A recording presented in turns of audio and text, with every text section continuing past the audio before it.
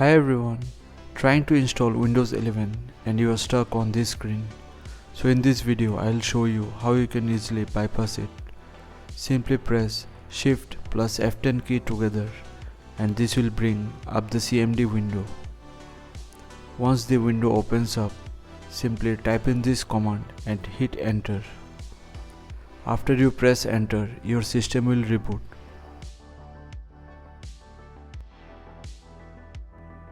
Now set up your country or region. Set up the keyboard layout.